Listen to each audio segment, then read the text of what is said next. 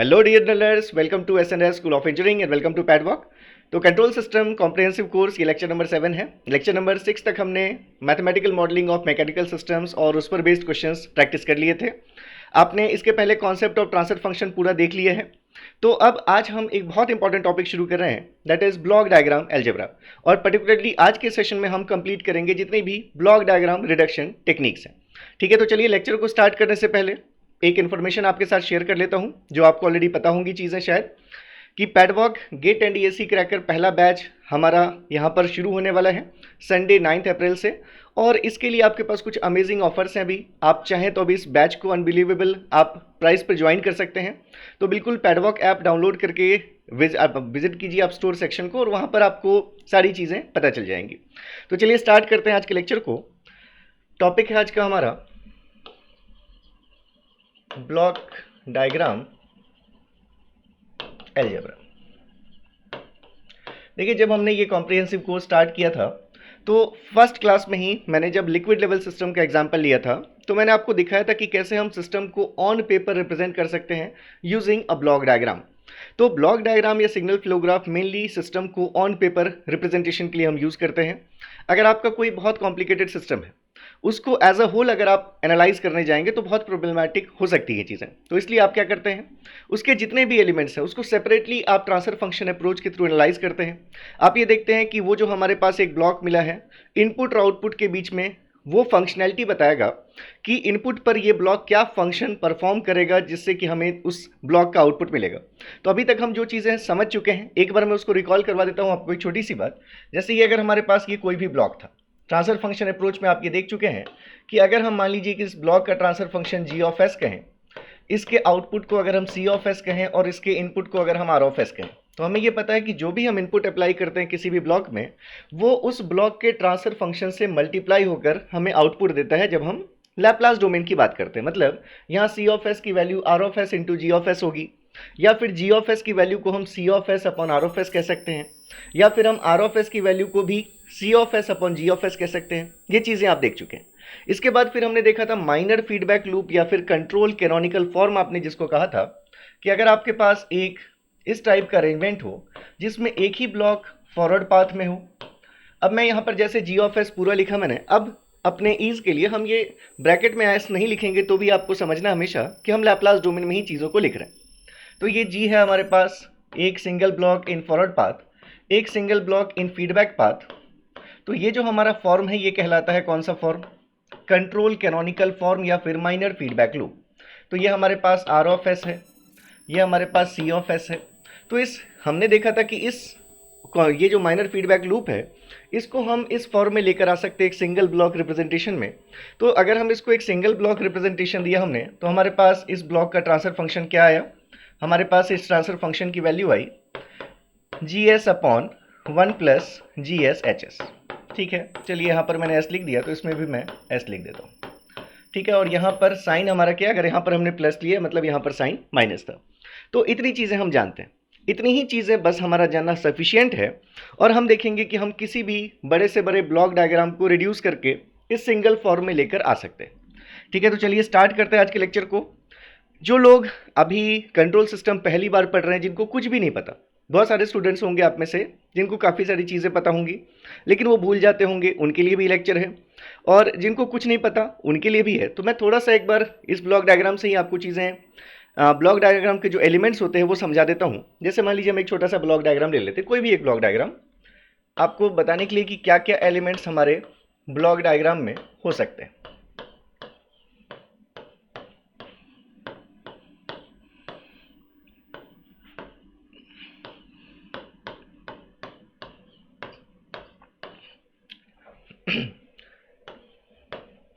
कुछ भी, मैंने बस आपको समझाने के लिए यहाँ पर ब्लॉक डायग्राम ले लिया। इसका कोई सेंस नहीं है कि हमारे पास क्या एलिमेंट्स हैं। और चलिए तो दिखाता हूँ मैं आपको।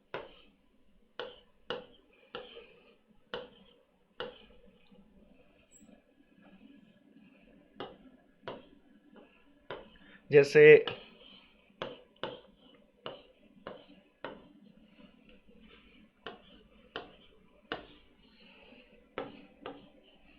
कुछ इंपॉर्टेंट चीज़ें जो आपको हेल्प करेंगी प्रॉब्लम्स को सॉल्व करने में।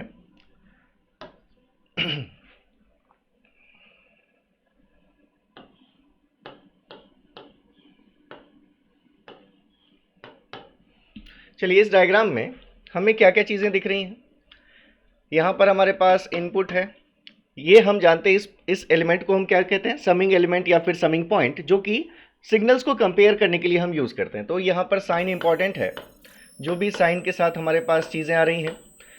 हमेशा सिस्टम में जो सिग्नल का फ्लो है वो सिर्फ और सिर्फ एरो हेड के डायरेक्शन में ही होता है। मतलब ब्लॉक डायग्राम आप कह सकते हैं कि एक यूनिलैटरल एक सिस्टम है जिसमें एक ही डायरेक्शन में, जैसे आप डायोड की बात करते हैं कि करंट हमेशा एनोड टू कैथोड ही फ्लो कर सकता है, बिल्कुल वैसे ही यहाँ पर भी है आपका कि जो भी हमारे सिग्नल्स होंगे वो सिर्फ एरो के ही डायरेक्शन में फ्लो करेंगे। ठीक है, तो जैसे मान लीजिए मैंने एक जो ब्लॉक डायग्राम लिया है, इसका सेंस बस इतना ही है लेने का मतलब कि आपको सारी चीज़ें पता हो ब्लॉक डायग्राम के एलिमेंट्स के बारे में। तो देखिए, सबसे पहले अगर हम बात करें, हमें ये पता है कि ये जो एलिमेंट है हमारा, इन एलिमेंट्स को हम कहते हैं it is what, summing element. ठीक है, इट इज समिंग पॉइंट या फिर समिंग एलिमेंट्स, समिंग एलिमेंट्स या फिर समिंग पॉइंट। नेक्स्ट आपको यहाँ दिख रहा है कि इस पॉइंट से हम एक सिग्नल की वैल्यू ले रहे हैं, एक सिग्नल ले रहे हैं, उसको इस ब्लॉक के थ्रू मॉडिफाई करके कहीं दूसरी जगह पर हम यूज़ कर रहे हैं। ठीक है, तो ऐसे पॉइंट को हम कहते हैं टेक ऑफ पॉइंट। ये जो हमारे पास पॉइंट है, इस पॉइंट को हम नाम देते हैं टेक ऑफ पॉइंट। ठीक है, अगर आपके पास दो ब्लॉक्स हैं, जो दो ब्लॉक्स के बीच में कोई समिंग पॉइंट या फिर कोई टेक ऑफ पॉइंट नहीं है, तो ऐसे दो ब्लॉक्स को हम कहते हैं ब्लॉक्स इन सीरीज। ऐसे दो ब्लॉक्स को हम कहते हैं ब्लॉक्स इन सीरीज। अगर हमारे पास दो ब्लॉक्स हैं, जिन दो ब्लॉक्स में जो सिग्नल के फ्लो का डायरेक्शन है, अगर वो सिग्नल के फ्लो का डायरेक्शन सेम है, तो ऐसे ब्लॉक्स को आप कहते हैं ब्लॉक्स इन पैरेलल। डिपेंड करता है, यहाँ किसी भी साइन के साथ आ सकते हैं ये, तो इसको हम कहते हैं, ये क्या हमारे पास, these are blocks in parallel, blocks in parallel. ठीक है, और माइनर फीडबैक लूप तो मैं आपको बता चुका हूं। जैसे यहाँ पर अगर दो एलिमेंट्स नहीं होकर, यहाँ पर अगर दो ब्लॉक्स नहीं होकर सिर्फ एक ब्लॉक होता फॉरवर्ड पाथ में और एक ब्लॉक होता फीडबैक पाथ में, तो इस अरेंजमेंट को हम क्या कहते हैं, माइनर फीडबैक लूप कहते हैं। ठीक है, तो जितने भी हम यहाँ पर ब्लॉक डायग्राम के जो क्वेश्चंस देखेंगे, उसका जो मेन आपसे टास्क होगा, उसमें वो टास्क होगा to find the ratio of CS to R of S। मतलब आपको इस ओवरऑल ब्लॉक डायग्राम को रिड्यूस करके एक सिंगल ब्लॉक के फॉर्म में जाना है, जहां पर आउटपुट और इनपुट के बीच में एक ही ब्लॉक हो और उस ब्लॉक का आपको ट्रांसफर फंक्शन फाइंड करना है। तो उसके लिए हम क्या करेंगे, इस कॉम्प्लिकेटेड से ब्लॉक डायग्राम को रिड्यूस करके हम सिंगल ब्लॉक के फॉर्म में जाएंगे। तो वहां तक जाने के लिए हमें सिर्फ तीन ही चीजें समझनी है। तो चलिए यहां पर मैं आपको बताता हूं अब, that is block diagram reduction techniques और reduction rules.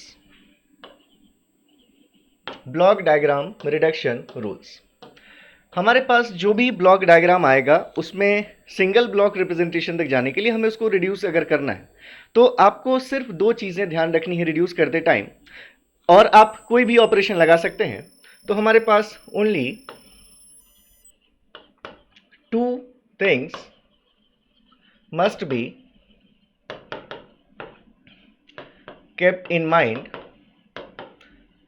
while applying any rule for block diagram reduction, and the very first of that is overall output of the system must not be changed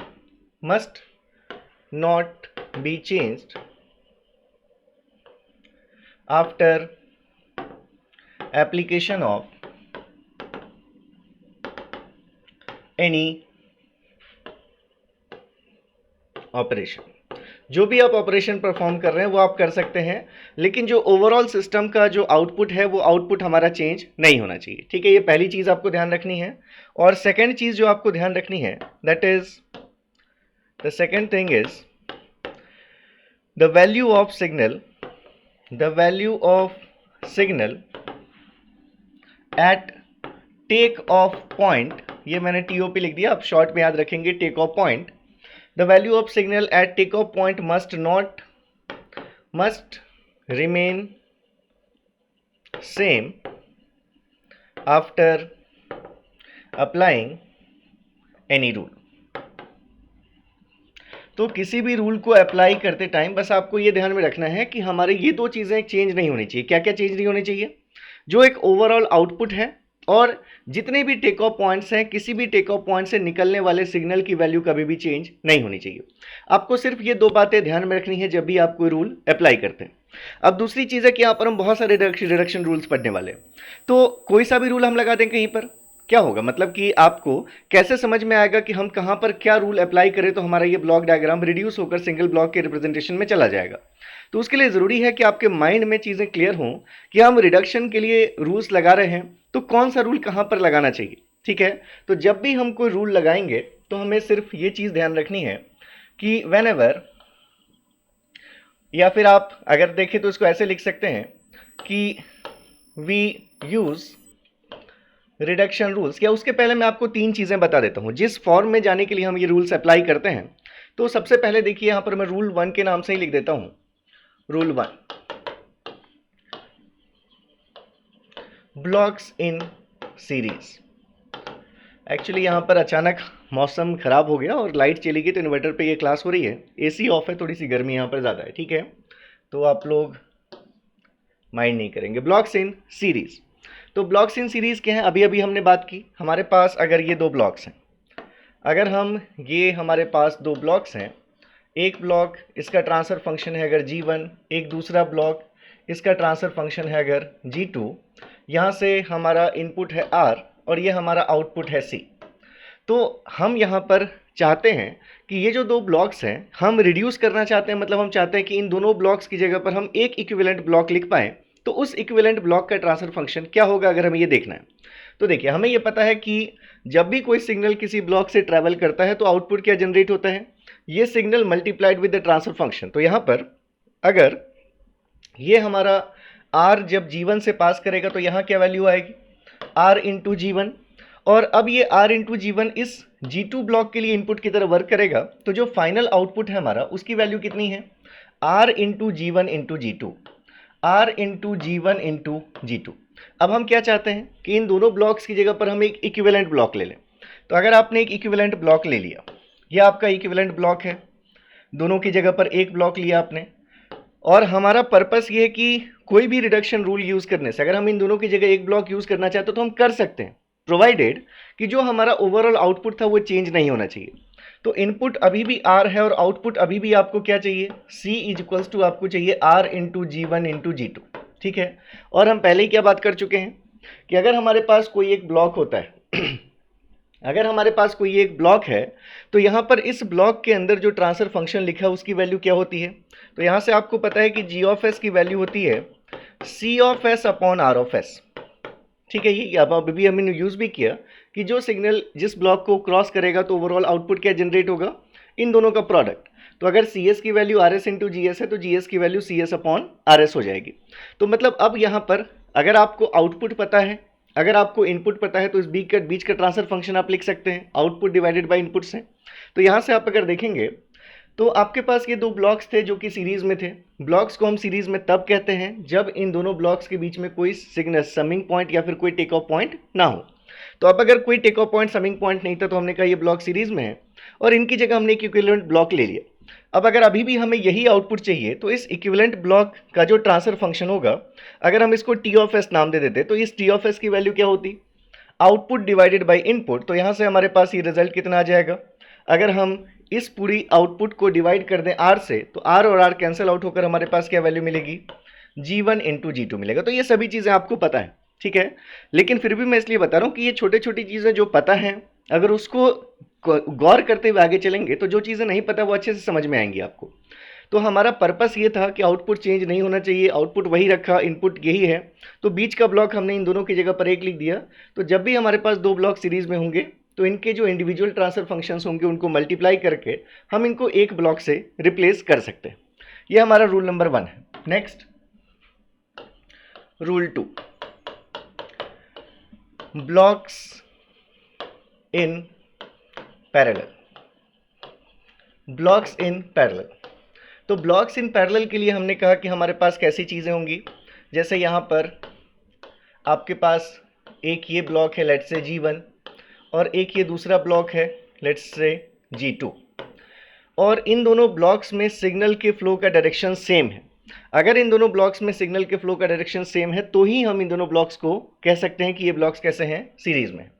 और अगर यहाँ से हम इन दोनों का जो result है, अगर हम इन दोनों को एक समिंग एलिमेंट में यहाँ पर हमने अप्लाई किया, ठीक है, किस साइन के साथ कर रहे हैं वो डिपेंड करता है। आप किसी भी साइन के साथ दोनों सिग्नल्स को ले सकते हैं। हो सकता है ये सिग्नल प्लस साइन के साथ आ रहा हो, ये सिग्नल माइनस साइन के साथ आ रहा हो। तो ये हमारा फाइनल यहाँ पर आउटपुट जनरेट हो रहा है, ठीक है। तो यहाँ पर हम मान लेते हैं कि हमने जो इनपुट अप्लाई किया है वो है R, और ये प्लस माइनस किसी भी साइन के साथ आ सकता है, ये भी प्लस माइनस किसी भी साइन के साथ आ सकता है सिग्नल। यहाँ पर फाइनल हमारा आउटपुट जनरेट हो रहा है C, ठीक है। तो अभी अगर हम देखना चाहें C की वैल्यू कितनी है, तो देखिए ये जो सिग्नल R है यही इनपुट हम इस ब्लॉक में भी अप्लाई कर रहे हैं और यही इनपुट हम यहाँ भी अप्लाई कर रहे हैं। जब R G1 से पास होगा तो यहाँ पर क्या वैल्यू मिलेगी, R इंटू G1 मिलेगी। जब ये R इस G2 से पास होगा तो यहाँ क्या वैल्यू मिलेगी, R इंटू G2 वैल्यू मिलेगी। और ये दोनों जिस साइन के साथ आकर यहाँ ऐड या सब्ट्रैक्ट हो रहे हैं उसके अकॉर्डिंग आपको C आउटपुट जनरेट होगा, जिसकी वैल्यू क्या होगी, R G1, यहाँ भी प्लस माइनस साइन है, और प्लस माइनस R G2, जिसको कि आप और क्या लिख सकते थे, अगर आप चाहते तो R कॉमन करके plus minus G1 plus minus G2 लिख सकते थे। तो अब देखिए हम क्या चाहते हैं, हम चाहते हैं कि इस पूरे अरेंजमेंट की जगह पर रिडक्शन के लिए हम सिर्फ एक सिंगल ब्लॉक रिप्रेजेंटेशन यूज कर पाए। तो अगर हमने इस पूरे के लिए अगर हमने बीच में सिर्फ एक ब्लॉक लिखा तो हमारा पर्पस ये है कि आउटपुट चेंज नहीं होना चाहिए। अगर पहले इनपुट R था, अभी भी इनपुट R ही है, आउटपुट पहले अगर इतना आ रहा था तो अभी भी आउटपुट हमारा इतना ही आना चाहिए, R into plus minus G1 plus minus G2, ठीक है। ये तो अब अगर आपको आउटपुट पता है और इनपुट पता है तो फिर से आप इस बीच का ब्लॉक लिख सकते हैं, आउटपुट डिवाइडेड बाय इनपुट से। तो अगर आप इस चीज़ को R से डिवाइड करेंगे तो R और R कैंसिल होकर आपको इस बीच का ब्लॉक क्या मिलेगा, plus minus G1 plus minus G2। इसका मतलब है कि अगर हमारे पास दो ब्लॉक्स को हमने आइडेंटिफाई कर लिया कि ये ब्लॉक्स पैरेलल में हैं, तो इन पैरेलल में जो ब्लॉक्स हैं इनकी जगह पर हम एक इक्विवेलेंट ब्लॉक लिख सकते हैं, जिसका ओवरऑल ट्रांसफर फंक्शन क्या होगा, इन दोनों के इंडिविजुअल ट्रांसफर फंक्शंस का एडिशन। वो किस साइन के साथ, ये जिस साइन के साथ समिंग पॉइंट पे जा रहा था वही साइन G1 के साथ रहेगा, ये जिस साइन के साथ इस समिंग एलिमेंट पे रहा था वही साइन G2 के साथ रहेगा। तो ये हमारा सेकेंड रूल, हमने कहा इसको ब्लॉक इन पैरेलल। नेक्स्ट है हमारे पास माइनर फीडबैक लूप, जो कि आप ऑलरेडी डिस्कस कर चुके हैं। माइनर फीडबैक लूप और control canonical form. Control canonical form तो ये आप ऑलरेडी देख चुके हैं, इसमें एक्सप्लेनेशन की अब ज़रूरत नहीं है कि हमारे पास अगर कोई एक ऐसा अरेंजमेंट है जहाँ पर एक ब्लॉक हमारा फीडबैक में है, सिर्फ एक ब्लॉक हमारा एक फॉरवर्ड पाथ में है, एक फीडबैक पाथ में है, तो इस ओवरऑल अरेंजमेंट को अगर ये आउटपुट C है और ये अगर हमारे पास R है तो हमने देखा कि हम इसको रिप्लेस कर सकते हैं किससे, एक सिंगल ब्लॉक रिप्रेजेंटेशन से, जिसमें कि आउटपुट और इनपुट के बीच का हमारा ये टर्म क्या होगा, G/1 प्लस GH होगा, ठीक है। तो ये हम ऑलरेडी जानते थे, ये हम ऑलरेडी हमें पता था, इसलिए मैंने यहाँ पर एक्सप्लेन नहीं किया, मैंने इसको डिराइव भी किया है, आप देख सकते हैं फर्स्ट लेक्चर में ही। तो ये साइन प्लस और ये साइन माइनस है। तो देखिए ये तीन चीज़ें आपको बस समझ में आनी चाहिए। सीरीज में अगर ब्लॉक्स होंगे तो उन जितने भी ब्लॉक्स हैं उनकी जगह पर हम एक इक्विवेलेंट ब्लॉक ले सकते हैं, जिसका ट्रांसफर फंक्शन इंडिविजुअल ब्लॉक्स के ट्रांसफर फंक्शन का मल्टीप्लिकेशन होगा। पैरेलल में अगर ब्लॉक्स हैं तो उनकी जगह पर एक इक्विवेलेंट ब्लॉक ले सकते हैं, जिसका ट्रांसफर फंक्शन इंडिविजुअल ब्लॉक्स के ट्रांसफर फंक्शन का एडिशन होगा विद द करस्पॉन्डिंग साइन, जिस साइन के साथ वो समिंग एलिमेंट में जा रहे थे।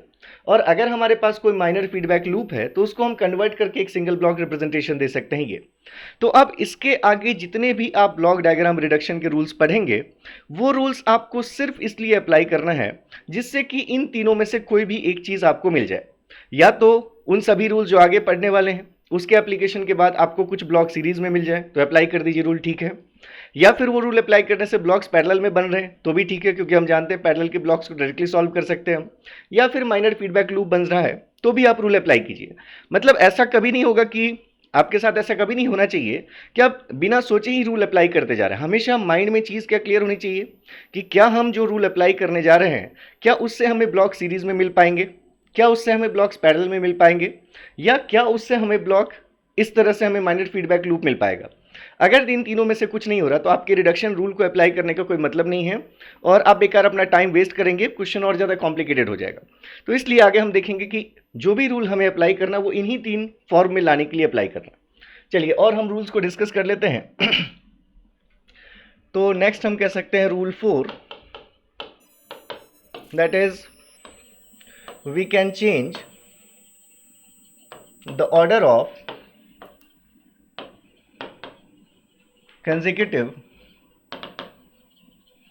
consecutively placed summing points। इसको आप एसोसिएटिव रूल के नाम से भी जानते हैं,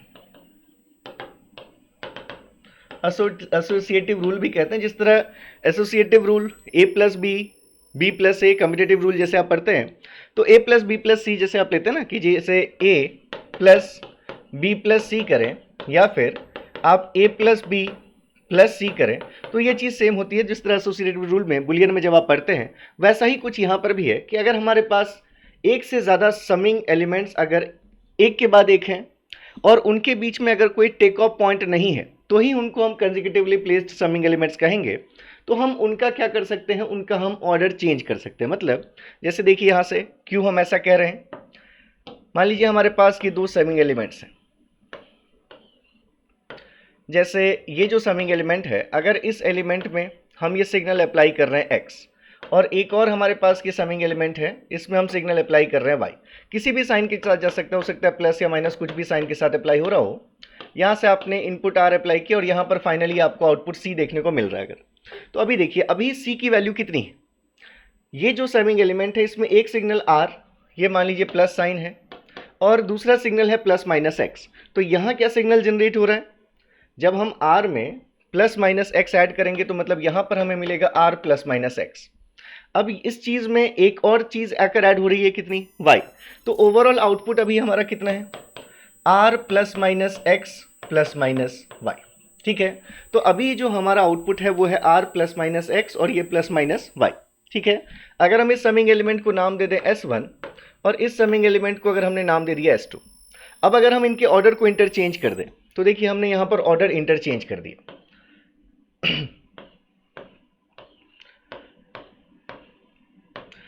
आउटपुट है c, इनपुट है r, और अब ये हमारा समिंग एलिमेंट है s2 जिसमें हम अप्लाई कर रहे थे सिग्नल y, और ये है हमारा समिंग एलिमेंट s1 जिसमें हम सिग्नल अप्लाई कर रहे थे x विथ प्लस और माइनस जो भी साइन के साथ था। तो अब देखिए, अगर हमने इन समिंग एलिमेंट्स के ऑर्डर को अगर हमने इंटरचेंज कर दिया, ठीक है, तो अगर हमने समिंग एलिमेंट, प्लीज़ वेट, एक कॉल आ रहा है, इसको मैं ऑफलाइन कर देता हूँ। ओके, ठीक है, तो अगर हमारे पास कि हमने समिंग एलिमेंट के ऑर्डर को इंटरचेंज कर दिया तो क्या आउटपुट हमारा चेंज हुआ। अगर आप ध्यान से देखेंगे तो जो मैंने अभी आपको बात कही थी कि चाहे आप a को b प्लस सी में ऐड कीजिए या a प्लस बी में c को ऐड कर दीजिए, चेंज कुछ भी नहीं आएगा। वैसे यहाँ पर भी आपको चीज़ देखने को मिल रही है, दैट इज़ अगर हमने यहाँ पर r अप्लाई किया प्लस माइनस y, मतलब पहले हमारे पास यहाँ पर क्या चीज़ जनरेट हुई, r प्लस माइनस y, और उसके बाद फिर ये x सिग्नल आकर के मिल रहा है समिंग एलिमेंट 1 के थ्रू। तो यहाँ पर हमारे पास ओवरऑल आउटपुट कितना आ जाएगा, r plus minus y plus minus x. तो आप देख रहे हैं कि आउटपुट चेंज नहीं हुआ। तो आउटपुट अगर चेंज नहीं हो रहा तो हम कह सकते हैं कि ये रिडक्शन रूल हम यूज़ कर सकते हैं। तो ये रूल हम कहाँ यूज़ करेंगे, आपको ध्यान क्या रखना है कि 2 समिंग एलिमेंट्स अगर कंसेक्यूटिवली प्लेस्ड हैं, इनके बीच में अगर कोई टेक ऑफ पॉइंट नहीं है, तो फिर हम क्या कर सकते हैं, इनके ऑर्डर को इंटरचेंज कर सकते हैं। अब जैसे मान लीजिए एक यहाँ पर कंडीशन ले लें, जैसे मान लीजिए आपके पास ये 2 समिंग एलिमेंट्स हैं, ठीक है। अब अगर ऐसा होता कि यहाँ पर एक ब्लॉक होता G1, इसका इसमें फीडबैक जा रहा होता, ठीक है, और दूसरा हमारे पास एक होता, ये है G2। जैसे यहाँ पर आपको इस तरह से मैं समझाऊं, जैसे कि अगर हमारे पास अभी जो कंडीशन है, मैं लिखने वही वाला हूँ लेकिन पहले आपको बता देता हूँ कि अभी क्या कंडीशन आपको गिवन है। अगर जैसे मान लीजिए कि आपको ऐसी कंडीशन अभी गिवन है, अभी अगर आपके पास ऐसी कंडीशन गिवन दिख रही है, let's say it is H, ठीक है, एक यहाँ से सिग्नल हमारा इस समिंग एलिमेंट में आ रहा है, यहाँ पर इस ब्लॉक को हम नाम देते हैं G2। ठीक है, अगर हमारे पास कभी ऐसी कंडीशन आई, ये हमारे पास समिंग एलिमेंट है S1, ये हमारा समिंग एलिमेंट है S2। ठीक है, तो अब हमारे पास क्या हो रहा है, देखिए यहाँ से ये प्लस और ये माइनस साइन ले लेते हैं हम, और ये हमारे पास प्लस, ये भी प्लस साइन है। ठीक है, यहाँ पर हमारा जो आउटपुट है, अगर हम उस आउटपुट को C कह रहे हैं, यहाँ पर जो हमने इनपुट अप्लाई किया, अगर हम इस इनपुट को R करें, तो अभी क्या कंडीशन हो रही है कि हम इसको माइनर फीडबैक लूप नहीं ले सकते, हम इसको एक माइनर फीडबैक लूप नहीं ले सकते क्योंकि बीच में ये समिंग एलिमेंट आ रहा है, और ना ही हम यहाँ पर इसके साथ G2 के साथ किसी को पैरेलल में ले सकते हैं क्योंकि ये समिंग एलिमेंट आ रहा है। लेकिन अगर ये दोनों जो समिंग एलिमेंट्स हमारे कंसेक्यूटिवली प्लेस्ड समिंग एलिमेंट्स हैं, अगर देखिए हम इनका साइन अगर हम इनके ऑर्डर को चेंज कर दें तो कैसी कंडीशन बनेगी, या मैं यहाँ पर भी आपको समझाने के लिए यहाँ पर भी एक ब्लॉक ले लेता हूँ। मान लीजिए यहाँ पर एक ब्लॉक है हमारे पास G3 और यहाँ से हमारे पास ऐसा ये टेक ऑफ पॉइंट है। ठीक है, तो आपको दिख रहा है कि ये दोनों समिंग एलिमेंट्स एक साथ आ रहे हैं, लेकिन अभी हम यहाँ पर ना तो इसको माइनर फीडबैक लूप ले पा रहे हैं, ना तो हम इन ब्लॉक्स को पैरेलल में ले पा रहे हैं। इन ब्लॉक्स को पैरेलल में नहीं ले पा सकते हम क्योंकि ये हमारे पास बीच में समिंग एलिमेंट आ रहा है। तो अगर हम यहाँ पर अप्लाई कर दें अभी जो हमने रूल देखा एसोसिएटिव लॉ, कि अगर हम इन समिंग एलिमेंट्स का ऑर्डर चेंज कर दें तो देखिए कैसा डायग्राम बन जाएगा। यही इसी ब्लॉक डायग्राम को अब आप अगर कंसिडर करें तो हमारे पास ये ब्लॉक है G3, और अब इसके बाद हमारा ये समिंग एलिमेंट S1 नहीं है S2, ये हमारे पास कौन सा समिंग एलिमेंट है, S2। ठीक है, ये हमारा समिंग एलिमेंट है S2। अब इस समिंग एलिमेंट में, और ये हमारा उसके बाद कौन सा समिंग एलिमेंट है, ये हमारा समिंग एलिमेंट है S1, ये हमारा S2 है और ये हमारा S1 है। अब देखिए ऐसा करने से आपको क्या एडवांटेज मिला, ये हमारा जो R के बाद ये जो सिग्नल आ रहा था, यहाँ से आपने R अप्लाई किया, इस टेक ऑफ पॉइंट से G2 के थ्रू आप सिग्नल कहाँ पर अप्लाई कर रहे थे, ये समिंग एलिमेंट S2 में। अब S2 कहाँ है, ये आपका S2 है, तो ये हमारे पास S2 में ये सिग्नल आता, साइन कैसा था, पॉजिटिव, जिस साइन के साथ आ रहा था उसी साइन के साथ आपको अप्लाई करना है। अब ये हमारा जो दूसरे समिंग एलिमेंट के बाद ये हमारे पास एक ब्लॉक है G1। अब इस G1 के बाद जो फीडबैक है वो फीडबैक H के थ्रू कहाँ पर जा रहा है, समिंग एलिमेंट S1 में। अब S1 कहाँ पर है, यहाँ है आपका S1, तो ये आपका H के थ्रू जो फीडबैक है वो इस H1 में जा रहा है, S1 में। तो अब देखिए, अब क्या ये डायग्राम बहुत ज़्यादा सिंप्लीफाई हो गया। जैसे ही आपने समिंग एलिमेंट्स को हटा दिया, वैसे आपको यहाँ से देखकर समझ में नहीं आता कि कैसे हम इस ब्लॉक डायग्राम को सिंप्लीफाई करें, लेकिन जैसे ही हमने समिंग एलिमेंट की पोजीशन को चेंज की तो अब आप कह सकते हैं कि ये दोनों ब्लॉक्स पैरेलल में, क्योंकि इनके बीच में कोई दूसरा हमारा समिंग पॉइंट या टेक ऑफ पॉइंट नहीं दिख रहा, और दोनों में सिग्नल की फ्लो की डायरेक्शन कैसा है, सेम है। और इन दोनों ब्लॉक्स को मिलाकर हम कह सकते हैं कि क्या बन रहा है हमारा, यहाँ पर हमारा एक माइनर फीडबैक लूप बन रहा है। तो हम इंडिविजुअली इसको भी सॉल्व कर सकते हैं और इसको भी सॉल्व कर सकते हैं। हमने यही बात की थी कि जो भी हम रूल अप्लाई करेंगे वो इसलिए करेंगे कि चाहे तो ब्लॉक सीरीज में कन्वर्ट हो जाए, ये ब्लॉक्स पैरेलल में आ जाएं, या फिर ये माइनर फीडबैक लूप बन जाए। तो अगर हम इसको फर्दर सॉल्व करते तो कैसा होता, ये दोनों ब्लॉक्स पैरेलल में हैं, तो इस पूरे कॉम्बिनेशन की जगह पर हम एक इक्विवेलेंट क्या ले सकते हैं, इन दोनों का सम जिस साइन के साथ जा रहे हैं। अगर ये दोनों प्लस साइन के साथ जा रहे हैं तो हम यहाँ पर क्या लिख सकते थे, यहाँ पर आप इसको दिखा सकते थे एक इक्विवेलेंट ब्लॉक से जिसका ट्रांसफर फंक्शन होता है G2 प्लस G3। ठीक है, समझ रहे हैं, ये इतने पूरे कॉम्बिनेशन को हमने रिप्लेस कर दिया सिर्फ किससे, G2 प्लस G3 से। और ऐसे ही इस माइनर फीडबैक लूप को हम सॉल्व कर सकते हैं। माइनर फीडबैक लूप को कैसे सॉल्व करते हैं, G/1 प्लस GH से। तो इसके बाद ये जो सिग्नल आ रहा है ये हमारा इस ब्लॉक में जाएगा जिसकी वैल्यू होगी G/1 plus GH।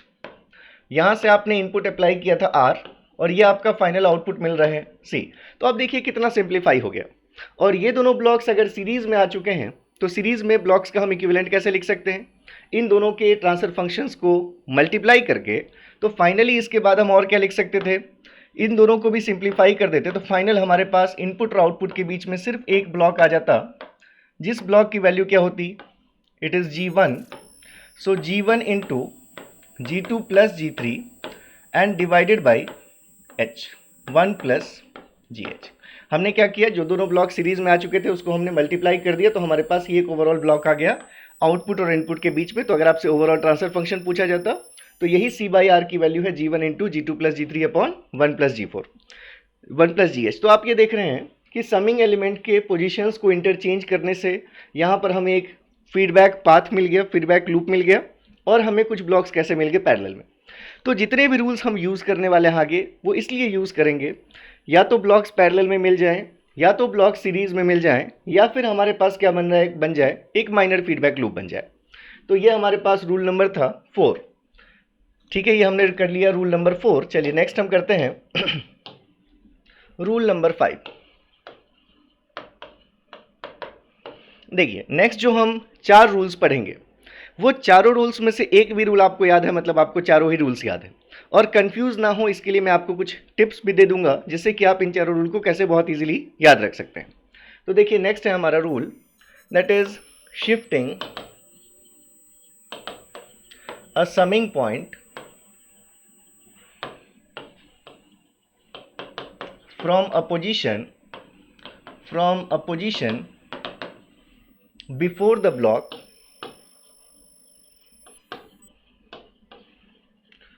to after the block, मतलब हम यहाँ पर क्या करने वाले हैं, अगर हमारे पास किसी सिस्टम में कभी हम रिडक्शन में हम ये देख रहे हैं कि अगर हमने समिंग पॉइंट है हमारे पास कोई, अगर हम उसको ब्लॉक के बाद शिफ्ट कर दें, अभी वो ब्लॉक के पहले अगर उसको बाद शिफ्ट कर दें, और हमें दिख रहा है कि ऐसा करने से सीरीज में या पैरेलल में या फिर माइनर फीडबैक लूप बन रहे हैं, तो हमें ये रूल अप्लाई करना चाहिए। तो इस रूल को हम कैसे देखेंगे, अभी जो आपकी कंडीशन है वो कुछ ऐसी है। अभी आपकी कंडीशन ऐसी है कि हमारे पास ये एक समिंग एलिमेंट है, इसमें कुछ भी सिग्नल जा रहा होगा, मान लेते हैं हम एक्स सिग्नल जा रहा है, किसी भी साइन के साथ जा रहा होगा, मान लेते हैं प्लस या माइनस, जिस साइन के साथ भी जा रहा होगा। और इसके बाद हमारा ये एक ब्लॉक है, जिस ब्लॉक का ट्रांसफर फंक्शन मान लीजिए कितना है, जी है। अब हम ये चाहते हैं कि हो सकता है कि यहाँ पर भी एक ब्लॉक हो, मान लीजिए हो सकता है यहाँ पर एक ब्लॉक होता, तो अब इस समिंग एलिमेंट की वजह से हम इन दोनों ब्लॉक्स को सीरीज में नहीं ले पा रहे। अब अगर ये ब्लॉक यहाँ से हटाकर अगर हम इसको मूव कर पाएँ इस ब्लॉक के बाद में समिंग एलिमेंट को, तो क्या होगा, ये दोनों ब्लॉक्स एक साथ आ जाएंगे, तो सीरीज में कहलाएंगे, तो हम इजीली सिस्टम को सॉल्व कर सकते हैं। तो इसलिए अगर हमें ऐसी ज़रूरत है कि समिंग एलिमेंट जो कि अभी कहाँ पर है, जो कि अभी ब्लॉक से पहले है, अगर हमारी रिक्वायरमेंट है कि हम उसको ब्लॉक के बाद शिफ्ट करना चाहते हैं, तो हमें क्या मॉडिफिकेशन करने पड़ेंगे। तो ये है हमारा रूल नंबर 5। तो देखिए यहाँ पर अगर मान लिया हमने अभी सबसे पहले हम देख लेते कि हमारा आउटपुट कितना है। ये हमारे पास R, और यहाँ से हमने अप्लाई किया प्लस माइनस एक्स, मतलब यहाँ पर क्या चीज़ आ चुकी है, R प्लस माइनस एक्स आ चुका है। ठीक है, अब ये जब R प्लस माइनस एक्स जब ये पास होगा इस ब्लॉक G के थ्रू, तो हमारे पास यहाँ पर आउटपुट क्या मिलेगा, हमें C इज इक्वल्स टू जो सिग्नल है उसको मल्टीप्लाई करना पड़ेगा हमें किससे, जिस ब्लॉक को हम क्रॉस कर रहे हैं। तो हमारे पास अभी जो वैल्यू है that will be R plus minus x multiplied with G, मतलब जो आउटपुट है अभी हमारा वो कितना होना चाहिए, RG प्लस माइनस XG। तो अगर हम चाहते हैं कि हम इस समिंग एलिमेंट को ब्लॉक के बाद शिफ्ट कर दें, कोई प्रॉब्लम नहीं है, लेकिन उसके बाद हमें ध्यान क्या रखना पड़ेगा कि सिस्टम का जो आउटपुट है वो चेंज नहीं होना चाहिए। अगर पहले आउटपुट इतना था तो ऐसा हम इसको मूव करने के बाद भी हमें आउटपुट इतना ही रखना है, उसके लिए हमें जो मॉडिफिकेशन करने पड़ेंगे वो हमें करना है। तो देखिए जैसे हमारे पास अब कंडीशन क्या है, हमने समिंग एलिमेंट को शिफ्ट करके इस ब्लॉक के बाद कर दिया, ये हमारा है अब समिंग एलिमेंट। ठीक है, तो देखिए अभी हम यहाँ से क्या अप्लाई कर रहे हैं, इनपुट तो हमारा आ रही है, जो ब्लॉक बाद में था अब समिंग एलिमेंट को हमने बाद में शिफ्ट कर दिया, तो ब्लॉक पहले है और समिंग एलिमेंट बाद में। अब अगर हम कोई मॉडिफिकेशन नहीं करते और अगर हम जैसा सिग्नल हमारे पास आ रहा था पहले, अगर वैसा ही हम यहाँ से सिर्फ एक्स अगर अप्लाई कर देते, अगर हम सिर्फ एक्स अप्लाई कर देते समिंग एलिमेंट में जैसा कि पहले था, तो क्या आपका आउटपुट सेम मिलता, नहीं मिलता। देखिए यहाँ से जब ये आर जी से पास करेगा तो यहाँ आपको क्या चीज़ मिलेगी, आर इंटू जी मिलेगा, और इस आर इंटू जी में आपने अगर ऐड कर दिया प्लस माइनस एक्स, तो अभी यहाँ पर सी की वैल्यू क्या होगी, are G plus minus x होगी। ठीक है, लेकिन हमें चाहिए कितना आउटपुट, हमें चाहिए R G plus minus X G, मतलब अभी हमारा अगर आउटपुट सेम नहीं है तो डायरेक्टली आप इस एक्स को अप्लाई कर नहीं सकते, ये आपका गलत हो जाएगा। तो अगर हमें यहाँ पर क्या चाहिए आउटपुट, अगर हमें रिक्वायर्ड आउटपुट सिर्फ एक्स नहीं आर जी के साथ प्लस माइनस एक्स जी चाहिए, तो कैसे मिलेगा एक्स जी, यहाँ तो आर जी है, इसमें ऐड होना चाहिए एक्स जी, अब यहाँ तो सिर्फ एक्स है, एक्स जी कैसे बनेगा ये, तो एक्स में आपको जी मल्टीप्लाई करना, तो क्या करेंगे आप, अगर आप यहाँ पर थोड़ा सा मॉडिफिकेशन कर दें और यहाँ पर अगर आप यूज़ कर लें एक ब्लॉक, और उसका ट्रांसफर फंक्शन वही होना चाहिए जिस ब्लॉक को आपने क्रॉस किया है, तो आप देखेंगे कि अगर हम यहाँ से डायरेक्टली x अप्लाई नहीं करके x अप्लाई किया हमने एक ब्लॉक g के थ्रू, तब आप देखेंगे कि यहाँ पर ये rg आया और ये जब x g से पास होगा तो यहाँ पर आपके पास है xg। तो अब आउटपुट कितना होगा, rg प्लस माइनस xg। तो अब यहाँ पर g आ चुका है। तो अब आप देख सकते हैं कि अब आउटपुट पहले जितना था उतना ही आपको आउटपुट मिल रहा है।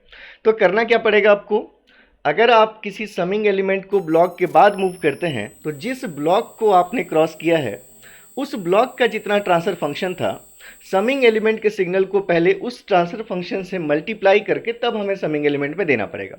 ठीक है, तो आपको ये चीज़ ध्यान में रखनी है। अब मैंने आपको बताया कि इस टाइप के हम 4 रूल्स पढ़ने वाले, और चारों रूल्स आपको याद रह जाएंगे। तो मैं पहले चारों रूल्स बता देता हूँ, फिर मैं आपको बता दूंगा कि कैसे याद रखें आप कि जी से मल्टीप्लाई किया था हमने कि जी से डिवाइड किया था, वो सभी चीज़ें हम क्लियर कर लेंगे। तो चलिए, ये हो गया आपके पास रूल नंबर 5। नेक्स्ट हम देखें अगर rule 6, that is shifting the summing point. अब मैं डायरेक्टली लिख देता हूं before the block. Before the block मतलब अब समिंग पॉइंट पहली की कंडीशन में हमारे पास अभी जो कंडीशन अब क्या है कि हमारे पास ब्लॉक पहले है और समिंग पॉइंट बाद में, और हम चाहते हैं कि इस समिंग पॉइंट को, जिसमें मान लीजिए कि ये x सिग्नल आ रहा था, हम चाहते हैं कि समिंग पॉइंट को हम ब्लॉक के पहले शिफ्ट कर दें। फिर से कंडीशन क्या होगी, क्यों ऐसा हम करना चाहते होंगे, हो सकता है कि समिंग पॉइंट के बाद एक ब्लॉक हो G2। अगर ये समिंग पॉइंट यहाँ से हम हटा दें, बीच में अगर नहीं होता, तो G1 और G2 को हम क्या ले सकते थे, सीरीज में।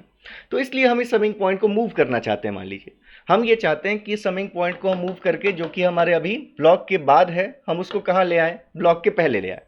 तो फिर से हमें क्या ध्यान में रखना है, ऐसा आप बिल्कुल कर सकते हैं, लेकिन कुछ ऐसा मॉडिफिकेशन आपको करना पड़ेगा जिससे कि जो ओवरऑल आउटपुट पहले था उतना ही ओवरऑल आउटपुट अभी भी होना चाहिए, वो चेंज ना हो।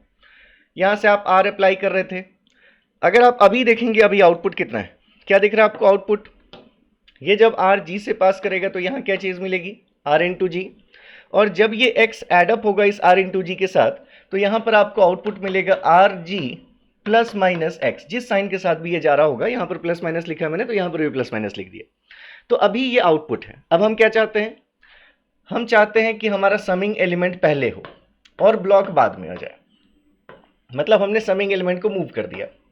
अब अगर आप यहाँ से R अप्लाई कर रहे हैं और अगर आपने बिना किसी मॉडिफिकेशन के यहाँ से फिर से X अप्लाई कर दिया जैसे कि आप पहले कर रहे थे, तो अब देखिए आउटपुट क्या होगा।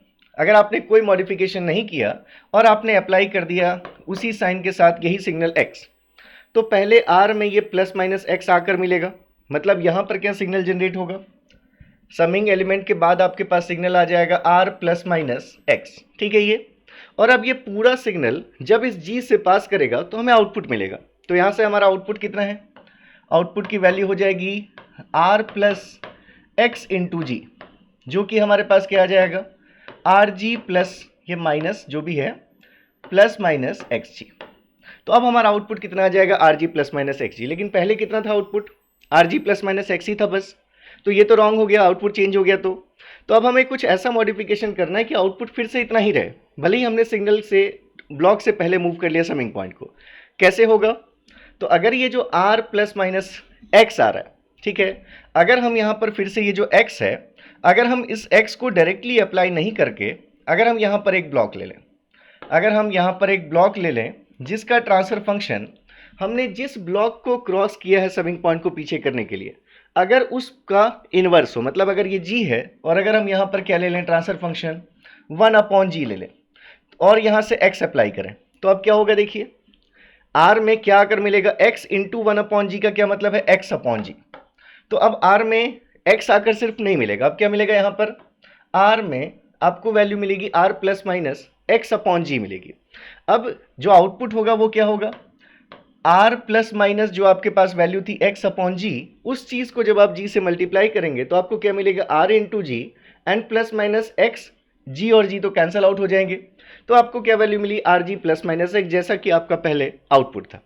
तो इसका मतलब हुआ कि बिल्कुल हम कर सकते हैं, अगर हमारी रिक्वायरमेंट है कि समिंग पॉइंट को हम ब्लॉक के पहले मूव कर सकते हैं।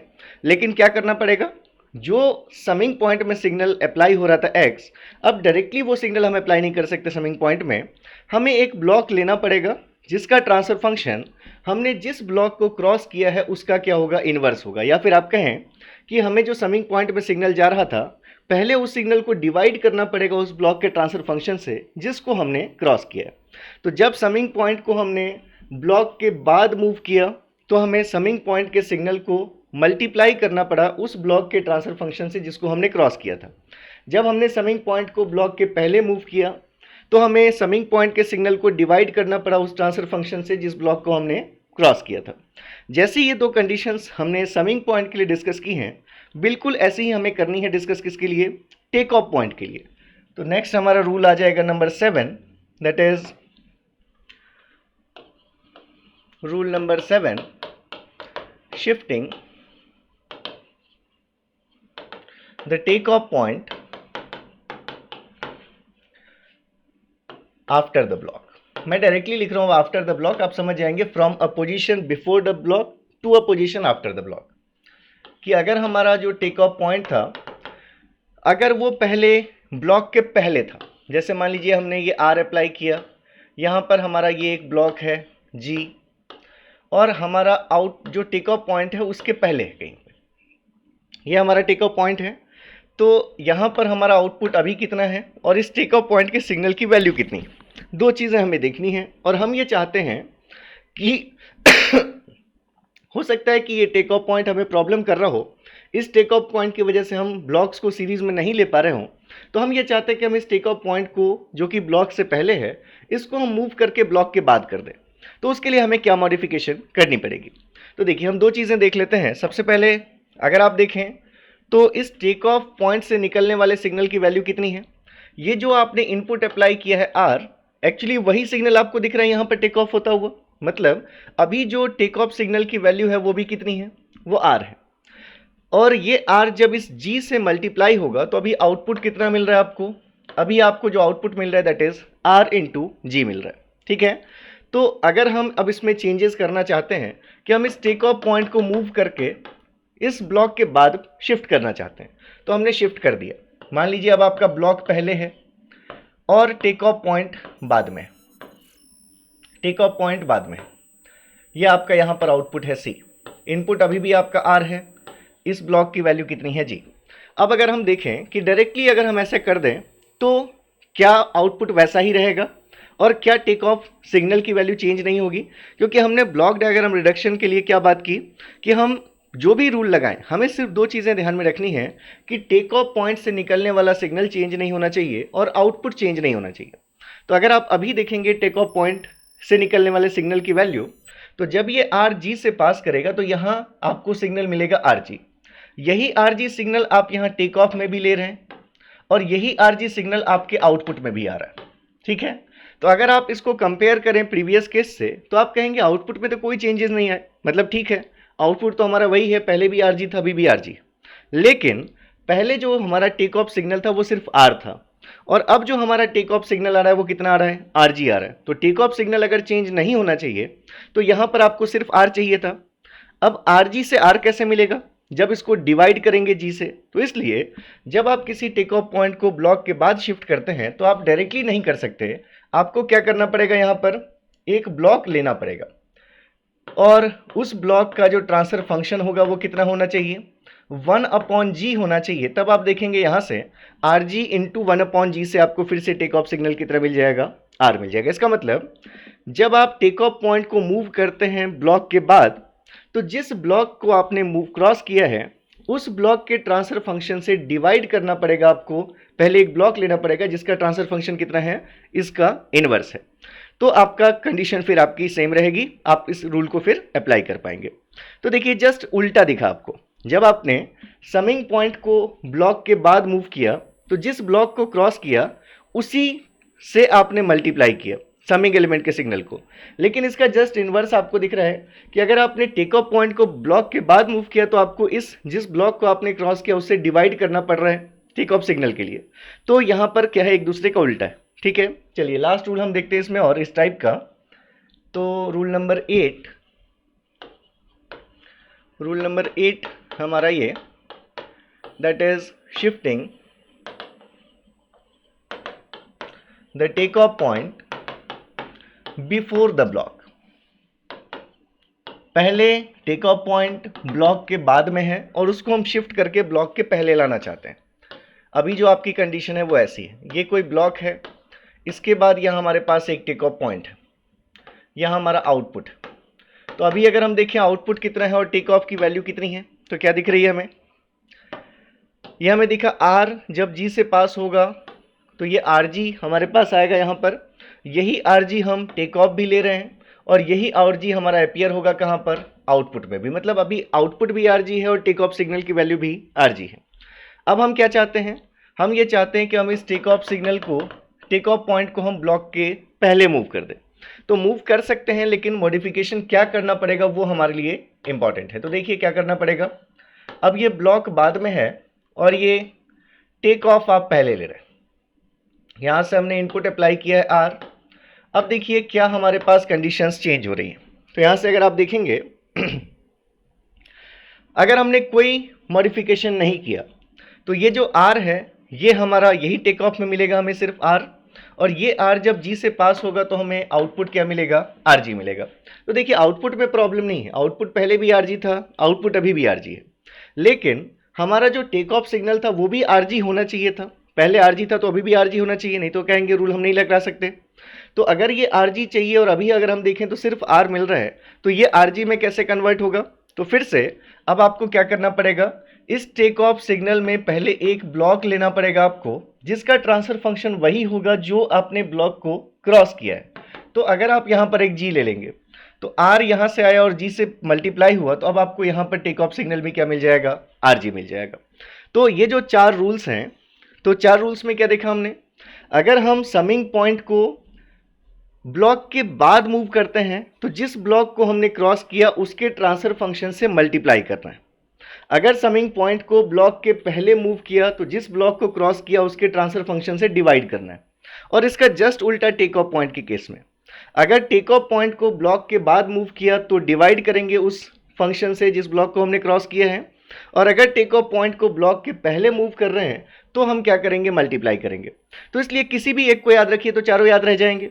तो अगर मैं यहाँ पर लिख देता हूँ, चारों को याद रखने के लिए जैसे मैं याद रखता हूँ वैसे ही मैं लिख देता हूँ आपके लिए भी, आप बस इसको याद रखिएगा. समिंग पॉइंट को मूव किया after the block, A for after the block, then we have to multiply by the transfer function what we have crossed. मतलब ये हमारे पास S फॉर क्या है, ये summing point, A for after the block, A है हमारा किसके लिए, मूव्ड आफ्टर द ब्लॉक, और M फॉर व्हाट, मल्टीप्लाई. मतलब अगर आप समिंग पॉइंट को आफ्टर द ब्लॉक मूव करेंगे तो जिस ब्लॉक को आपने क्रॉस किया है उस ब्लॉक के ट्रांसफर फंक्शन से मल्टीप्लाई करना पड़ेगा. अब अगर आफ्टर द ब्लॉक में मल्टीप्लाई आपको याद रह गया, इसका मतलब एक समिंग पॉइंट को पहले मूव करेंगे तो क्या करना पड़ेगा, डिवाइड करना पड़ेगा. और जैसी चीज़ें समिंग पॉइंट में होती है उसका उल्टा टेक ऑफ पॉइंट में होता है.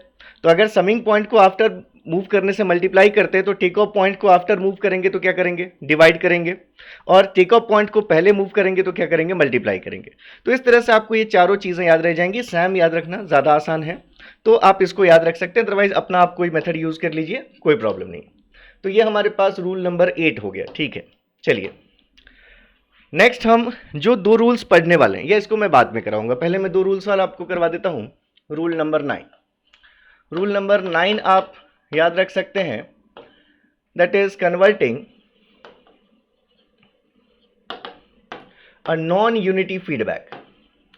नॉन यूनिटी फीडबैक, वैसे मैं कभी ये सजेस्ट नहीं करता हूँ कि ये सब रूल्स आप याद रखें, फिर भी अगर मैं नहीं बताऊंगा तो आपको लगेगा कि ये मैंने नहीं बताया बाकी लोग बताया, तो ठीक है मैं चलिए बता देता हूँ. यहाँ पर converting a non unity feedback into a unity feedback.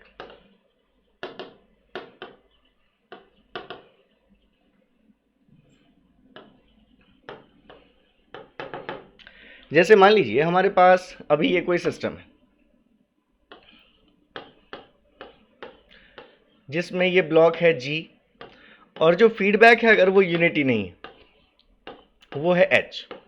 ठीक है, अगर हम चाहते हैं कि हम इस नॉन यूनिटी फीडबैक सिस्टम को कन्वर्ट करें किस में, जिसमें जो फीडबैक एलिमेंट हो वो 1 हो। ठीक है, जो h है उसकी जगह पर अगर हम 1 लेना चाहते हैं तो क्या होगा। तो देखिए, अभी आप जानते हैं कि अगर हम इस केस में आउटपुट देखें तो आपको ये पता है कि अगर हम इसको एक ब्लॉक से रिप्रेजेंट करते हैं, अगर ये r है और अगर ये प्लस और माइनस साइन है, तो आप इसको एक ब्लॉक से जब रिप्रेजेंट करते तो आपके पास ये ब्लॉक क्या आता, g/1 प्लस जी एच आता। ठीक है, तो अगर ये r है और इस ब्लॉक की वैल्यू भी पता है, तो इसका मतलब अभी c की वैल्यू कितनी है। अगर आपको ये भी पता है r और ये भी पता है कि ये c है और ये बीच का ब्लॉक भी पता है, तो आउटपुट की वैल्यू क्या होगी, जो ये r है वो इससे मल्टीप्लाई होकर आपको आउटपुट देगा। मतलब अभी जो आउटपुट की वैल्यू है वो है rg/1 प्लस जी एच। तो अगर आप चाहें तो इस नॉन यूनिटी सिस्टम को एक यूनिटी सिस्टम से आप रिप्लेस कर सकते हैं। मतलब आप अगर चाहें तो क्या कर सकते हैं, यहां जो आपके पास था ये, इसको आप जो h दिख रहा था उसकी जगह पर आप 1 ले सकते हैं। उसकी जगह पर आप क्या ले सकते हैं, यूनिटी फीडबैक ले लिया आपने, मतलब वैल्यू कितनी है फीडबैक की, 1 है। लेकिन आपका आउटपुट अगर चेंज नहीं होना चाहिए तो यहां पर आपको कुछ मॉडिफिकेशंस करने पड़ेंगे। वो मॉडिफिकेशंस क्या करने पड़ेंगे, मैं डायरेक्टली लिख देता हूं कि अगर आपका ये ब्लॉक g था और ये ब्लॉक h था, तो अब जो इसका फॉरवर्ड पाथ ब्लॉक होगा, फॉरवर्ड पाथ ट्रांसफर फंक्शन, ये हमारा g इंटू एच होगा। और आप इनपुट को अब डायरेक्टली अप्लाई नहीं कर सकते, अब आपको इनपुट को पहले एक ब्लॉक से पास करना पड़ेगा जिसका ट्रांसफर फंक्शन होगा 1/h। तो अब अगर आप देखेंगे तो इस ब्लॉक, इस पूरे का आउटपुट और ये जो आउटपुट है ये आपको सेम दिखेगा। एक बार चेक कर लेते हैं। तो ये अब आप अगर यहां से देखेंगे ये आपका सी है। देखिए, अगर आपको ओवरऑल देखना हो तो इस यूनिटी फीडबैक सिस्टम के लिए अगर हम यहाँ प्लस और ये माइनस साइन ले रहे हैं तो इसको हम ऐसे रिप्लेस कर सकते हैं। ये ब्लॉक है हमारा 1/h, ये हमारे पास r हमने अप्लाई किया, और इस पूरे की जगह पर क्या लिखते हैं हम, जब हमारे पास कोई फीडबैक होता है तो हम लिखते हैं g, that is forward path transfer function, divided by 1 plus g into h. तो सेम कॉन्सेप्ट से यहां भी इस पूरे का जो होगा एक ब्लॉक में रिप्रेजेंटेशन, वो क्या बनेगा, फॉरवर्ड पाथ g की जगह पर क्या है जी एच, डिवाइडेड बाय आप क्या लिखते हैं 1 प्लस जी इंटू एच। तो जी एच इंटू यहाँ फीडबैक पाथ कितना है 1, तो जी एच इंटू 1 से क्या आएगा, जी एच ही आएगा। अब यहाँ से देखिए ये आपका है सी।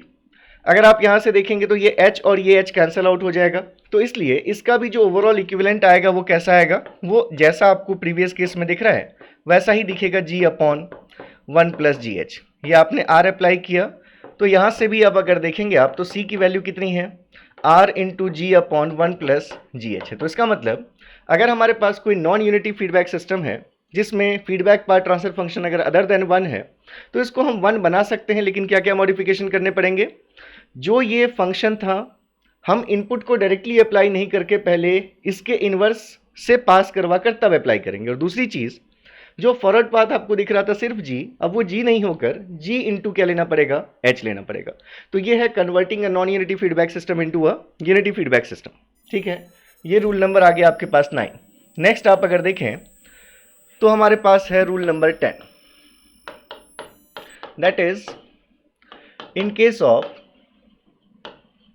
Multiple input multiple output systems, use principle of superposition. Superposition आप डिफरेंट सब्जेक्ट्स में पढ़ते हैं। नेटवर्क का एग्जांपल ले लेते हैं कि आपके पास अगर एक कोई भी इलेक्ट्रिकल नेटवर्क है जिसमें एक से ज़्यादा सोर्सेज हैं, तो उसमें सुपरपोजिशन आप कैसे अप्लाई करते हैं, एक बार में किसी एक ही इंडिपेंडेंट सोर्स को आप कंसीडर करते हैं, बाकी सभी इंडिपेंडेंट सोर्सेज को आप क्या कर देते हैं, डीएक्टिवेट कर देते हैं।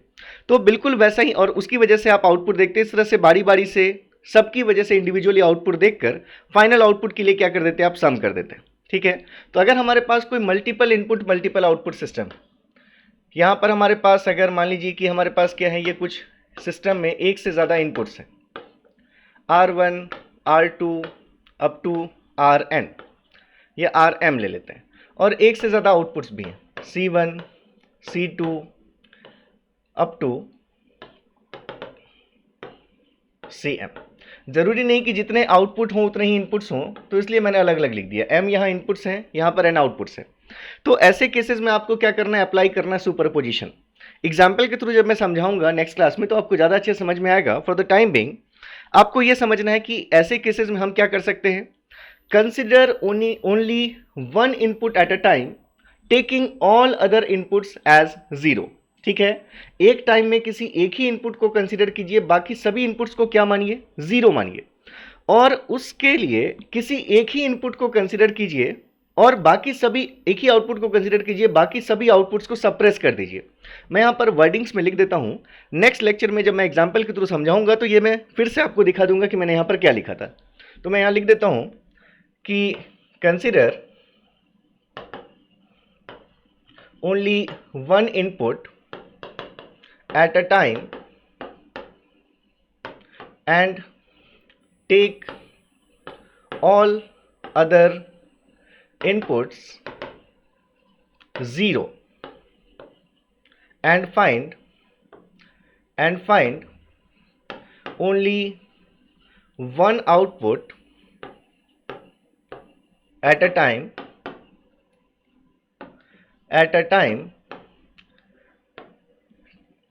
suppressing all other outputs। तो एक बार में हम एक ही इनपुट को कंसीडर करेंगे, बाकी सभी इनपुट्स को क्या लेंगे, जीरो। देखिए, जीरो लेना और सप्रेस करना अलग अलग चीजें हैं। ठीक है, तो जब आप multiple input multiple output systems में आएंगे तो एक बार में हम कोई एक ही इनपुट कंसीडर करेंगे। जैसे हमने सिर्फ R1 कंसीडर किया, इन सबको जीरो ले लेंगे और आउटपुट हम एक ही कंसीडर करेंगे, बाकी सबको सप्रेस करके। तो क्या होता है सप्रेशन, ये सभी चीजें मैं आपके साथ डिस्कस करूंगा। और उस केस में आप पहले ये एक रेशियो फाइंड करेंगे C1/R1।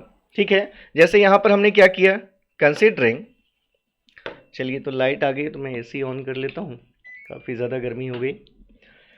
तो considering R1 only taking R2 equals to R3 equals to जितने भी हमारे पास Rm इज इक्वल्स टू 0। ठीक है, and finding C1 only taking only suppressing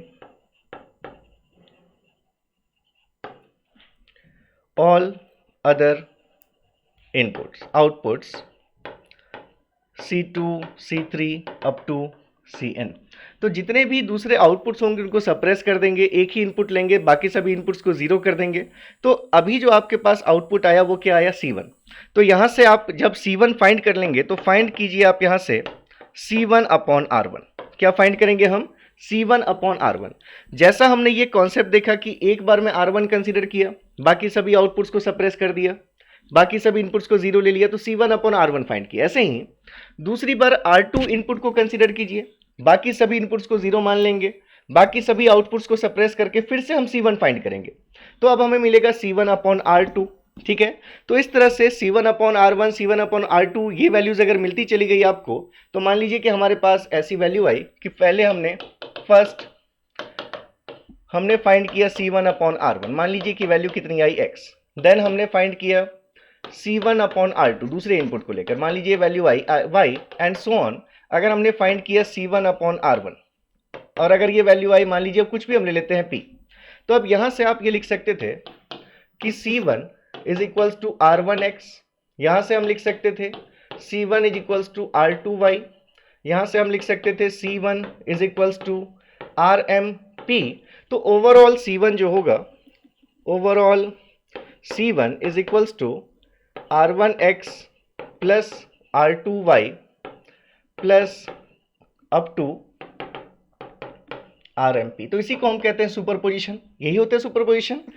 एक बार में सिर्फ एक ही इनपुट की वजह से एक आउटपुट कैलकुलेट किया, दूसरी बार वही आउटपुट सिर्फ दूसरे इनपुट की वजह से कैलकुलेट किया, तीसरी बार वही आउटपुट तीसरे इनपुट की वजह से कैलकुलेट किया। और जो ये इंडिविजुअल आउटपुट्स आए थे R1 की वजह से, R2 की वजह से, R3 की वजह से, फाइनल C1 के लिए उन सभी को हमने अगर ऐड कर दिया तो हमें ओवरऑल क्या मिल जाएगा, C1 मिल जाएगा। तो इसलिए हमने कहा कि जब भी हमारे पास multiple input multiple output systems होंगे तो वहां पर हम यूज करेंगे कॉन्सेप्ट ऑफ सुपरपोजिशन। ठीक है, एग्जाम्पल के थ्रू समझाऊंगा, आपको सारी चीजें क्लियर हो जाएगी, किसी में कोई प्रॉब्लम नहीं होगी। तो ये हो गया हमारे पास रूल नंबर 10। अब हम दो रूल्स की बात करने वाले हैं जो कि आपको हमेशा अवॉइड करना है।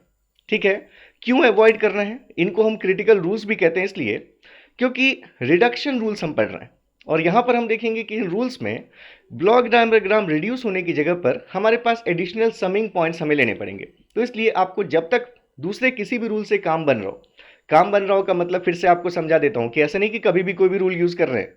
आप जब भी कोई रूल यूज़ करें आपके माइंड में बिल्कुल क्लियर होना चाहिए कि क्या ये रूल यूज़ करने से मुझे 2 ब्लॉक सीरीज़ में मिल जाएंगे, क्या मुझे 2 ब्लॉक्स पैरेलल में मिल जाएंगे, या फिर कोई मुझे माइनर फीडबैक लूप मिल जाएगा। अगर तीनों का आंसर है नो तो इसका मतलब आपका रूल वेस्ट हो रहा है, उस रूल को यूज़ आपको नहीं करना है। लेकिन अगर कोई भी कंडीशन नहीं बन रही तो फिर आप इस रूल के थ्रू जाएंगे जो मैं अभी अब डिस्कस करने वाला हूँ। तो नेक्स्ट हमारे जो रूल्स हैं इनको कहते हैं आप क्रिटिकल रूल्स।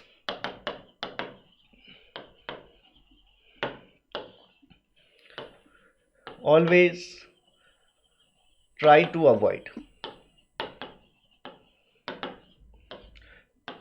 ठीक है, कभी भी आप इन रूल्स को जानबूझकर यूज नहीं करेंगे। जब तक दूसरे कोई भी रूल काम कर रहे हो तब तक इन पर नहीं जाना है, ठीक है। अगर कोई रूल आपका वर्क नहीं कर पा रहा है तो ही आप इस रूल के थ्रू जाएंगे। तो ये क्या है, इसमें हमारा फर्स्ट रूल है, रूल 10 हमने लिख लिया था तो यहां पर हम रूल 11 लिख देते हैं इसको। तो ये रूल है हमारा कि shifting the take off point from a position before the summing point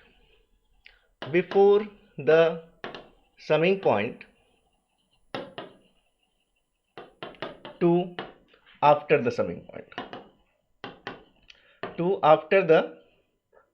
point, ठीक है।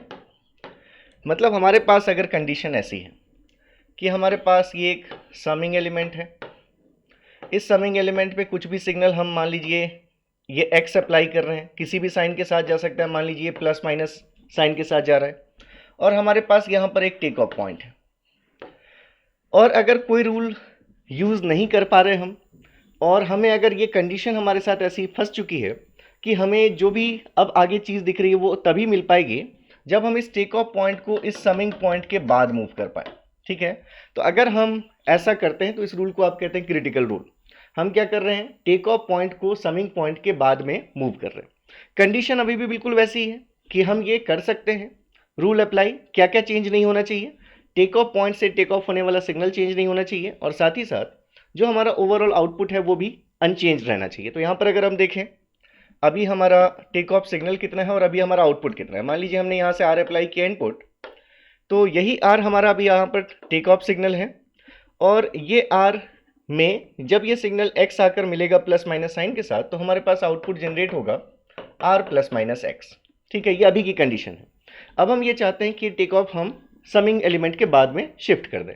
तो ये आपके पास अब समिंग एलिमेंट है जिसमें आप ये सिग्नल अप्लाई कर रहे हैं प्लस या माइनस साइन के साथ x, और अब यहाँ पर आपके पास क्या है, यहाँ से आप टेक ऑफ ले रहे हैं, यहाँ से आपने लिया टेक ऑफ, ये हमारा इनपुट अप्लाई किया हमने r। तो अब देखिए यहाँ से जब ये r और ये समिंग एलिमेंट में आकर एडअप होगा प्लस या माइनस x, तो यहाँ पर क्या चीज़ जनरेट हुई, r प्लस माइनस एक्स। अगर हम कोई मॉडिफिकेशन नहीं करें तो यही r plus minus x signal हमारा आउटपुट भी है, यही हमारा आउटपुट भी है r प्लस माइनस एक्स, और यही सिग्नल हमें टेक ऑफ में भी मिलेगा। कितना मिलेगा, r प्लस माइनस एक्स। अब पहले की कंडीशन क्या थी, r plus minus x output तो ठीक है, पहले भी हमारा इतना ही आउटपुट था, अभी भी इतना ही चाहिए। लेकिन अब हमारा जो टेक ऑफ सिग्नल है पहले r था तो हमें अभी भी r चाहिए, लेकिन यहाँ पर कितना मिल रहा है हमें, r प्लस माइनस एक्स मिल रहा है, मतलब x ज़्यादा मिल रहा है, ठीक है। तो ये x आया कहाँ से, ये वो x है जो इस समिंग एलिमेंट में आ रहा था। तो अगर आप इस x को रिमूव करना चाहते हैं, ठीक है, अगर आप इस x को रिमूव करना चाहते हैं तो हमें क्या करना पड़ेगा, हमें अगर हम क्या करें तो ये x रिमूव हो जाएगा। अगर हम यहाँ पर एक समिंग एलिमेंट ले लें, अगर हम यहाँ पर एक एडिशनल समिंग एलिमेंट लेते हैं, और अगर इस समिंग एलिमेंट देखिए हम यहाँ से हटाना चाहते हैं x को, तो अगर यहाँ x प्लस माइनस साइन के साथ आया है तो यही x अगर हम यहाँ भी अप्लाई कर दें, लेकिन अगर हम यहाँ प्लस माइनस साइन के साथ अप्लाई कर रहे हैं तो हमें यहाँ किस साइन के साथ करना पड़ेगा, माइनस प्लस साइन के साथ। मतलब अगर यहाँ साइन प्लस था तो यहाँ माइनस लेना पड़ेगा, या यहाँ साइन अगर माइनस के साथ जा रहा था तो यहाँ किस साइन के साथ देना पड़ेगा, हमें प्लस साइन के साथ। तो इन्वर्टेड साइन के साथ हमें इसी सिग्नल को एडअप करने के लिए एक समिंग एलिमेंट लेना पड़ेगा। फिर आप देखेंगे कि अब इस समिंग एलिमेंट का जो आउटपुट होगा वो सिर्फ कितना रह जाएगा, r प्लस माइनस एक्स की जगह पर अब ये फिर से कितना हो जाएगा, सिर्फ r, जो कि आपको चाहिए था। देख लीजिए फिर से ये r आया, आपने ये मान लीजिए कि आपने प्लस किया तो r प्लस एक्स यहाँ से आया। अब r प्लस एक्स हो चुका है यहाँ पर, तो हटाने के लिए आपको r माइनस एक्स लेना पड़ेगा।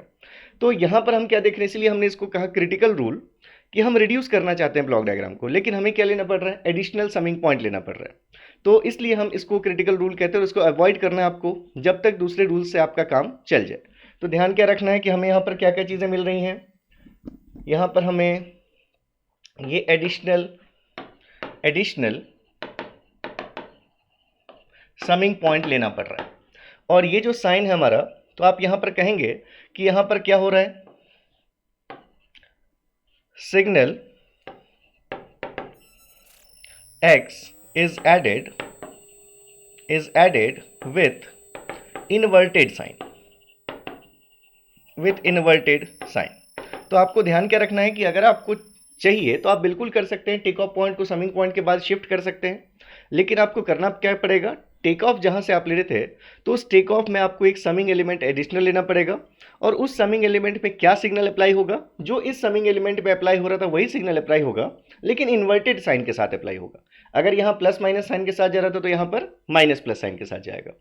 चलिए, तो ये हो गया आपका critical rule number 1, overall rule number 11, और फाइनल लास्ट जो रूल है वो मैं अब लिख रहा हूँ, दैट इज रूल 12। और आपको समझ में भी आ गया होगा ये रूल क्या होने चाहिए, दैट इज अब अगर आपको क्या करना है, shifting the take off point before the summing point, मतलब अब क्या कंडीशन है आपके पास, अभी हमने क्या लिया था, अभी हमने आफ्टर मूव किया था, तो अब हम बिफोर मूव कर रहे हैं, ठीक है। तो यहाँ पर आपके पास क्या है, ये एक समिंग एलिमेंट है, और यहाँ पर क्या आपके पास ये टेक ऑफ है, और ये हमने इनपुट आर अप्लाई किया, प्लस ये किसी भी साइन के साथ यहाँ पर समिंग एलिमेंट में मान लीजिए सिग्नल एक्स अप्लाई हो रहा है। अभी जो आउटपुट है वो कितना है और टेक ऑफ सिग्नल कितना है, तो देखिए ये आर है प्लस माइनस एक्स, मतलब यहाँ पर जनरेट हुआ signal r plus minus x. यही चीज़ आपके टेक ऑफ में भी आपको मिलेगी, तो अभी आपका सिग्नल है take off r plus minus x, और यही चीज़ आपका आउटपुट भी है, तो आउटपुट भी है आपके पास आर प्लस माइनस एक्स। अब आप चाहते हैं कि इस टेक ऑफ पॉइंट को हम क्या कर दें, इसको हम शिफ्ट कर दें to a position before the block, before the summing element. आप इसको ऐसे शिफ्ट करना चाहते हैं, तो क्या करना पड़ेगा हमें, चलिए हम पहले देख लेते हैं शिफ्ट करके। ये हमारे पास क्या है, ये हमारे पास है समिंग एलिमेंट।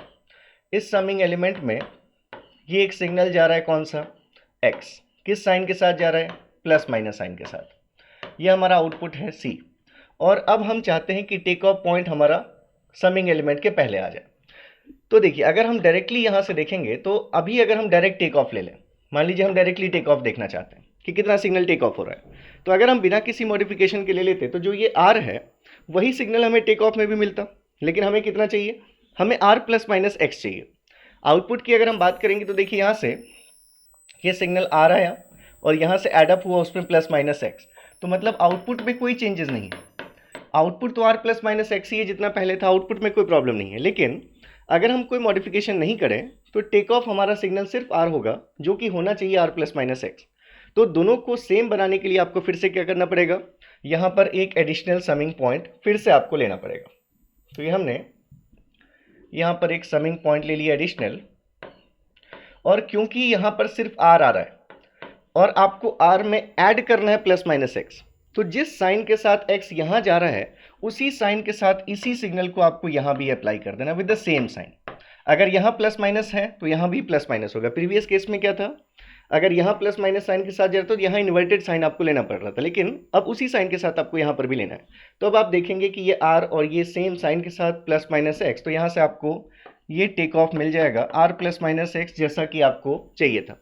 तो फिर से क्या दिख रहा है आपको, it is additional summing point, जो कि पहले हमारे डायग्राम में नहीं था। तो इरिस्पेक्टिव ये हमारा, हम चाहते थे कि ब्लॉक डायग्राम रिड्यूस हो जाए, लेकिन एडिशनल समिंग पॉइंट लेना पड़ा, इसलिए हमने फिर से इसको नाम दिया क्रिटिकल रूल। अवॉइड करना है आपको, और ध्यान क्या रखना है, अगर अप्लाई करना ही पड़ गया तो कि जो ये सिग्नल x है वो उसी साइन के साथ आएगा जिस साइन के साथ कि अपने समिंग एलिमेंट में पहले जा रहा था। तो यहाँ से आपको दिख रहा होगा कि x is applied with the same sign, with the same sign. ठीक है, तो ये है आपके ब्लॉक डायग्राम के रिडक्शन रूल्स। एक बार मैं फिर से आपको रिकॉल करवा देता हूँ। 2 मिनट्स लगेंगे, लेकिन हमारे ये पूरे 1 घंटे का जो लेक्चर है इसका आउटकम बढ़ जाएगा। तो हमने कहा कि जब भी हम कोई ब्लॉक डायग्राम रिडक्शन रूल लगाएंगे तो हमें 2 चीज़ें सिर्फ ध्यान में रखनी है। आउटपुट चेंज नहीं होना चाहिए समय, और टेक ऑफ पॉइंट का सिग्नल चेंज नहीं होना चाहिए।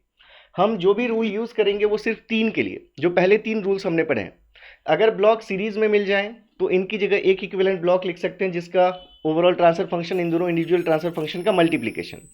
अगर ब्लॉक्स पैरेलल में मिल जाए तो इसका इक्विवेलेंट दोनों ब्लॉक्स का एडिशन वो जिस साइन के साथ जा रहे थे समिंग एलिमेंट में उसी साइन के साथ। या अगर हमारे पास माइनर फीडबैक लूप बन जाता है तो इसको डायरेक्टली हम सॉल्व कर सकते हैं g/1+gh से। समिंग पॉइंट को बाद में मूव करेंगे ब्लॉक के तो क्या करना पड़ेगा, मल्टीप्लाई। उसके पहले हमने एक देखा कि अगर हमारे पास कंसेक्यूटिवली समिंग पॉइंट्स हैं प्लेस्ड तो हम इनके ऑर्डर को इंटरचेंज कर सकते हैं। इसको पहले इसको बाद में की जगह इसको पहले और इसको बाद में कर सकते हैं।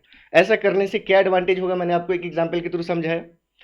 इसके बाद फिर हमने यहाँ पर देखा कि समिंग पॉइंट को अगर ब्लॉक के बाद मूव करते हैं तो जिस ब्लॉक को क्रॉस किया समिंग पॉइंट के सिग्नल को अप्लाई करने से पहले हमें उतने ही ब्लॉक के ट्रांसफर फंक्शन से मल्टीप्लाई करना पड़ेगा। समिंग पॉइंट को पहले मूव करेंगे तो उसी ब्लॉक से डिवाइड करना पड़ेगा। टेक ऑफ पॉइंट को बाद में मूव करना करेंगे तो डिवाइड करना पड़ेगा।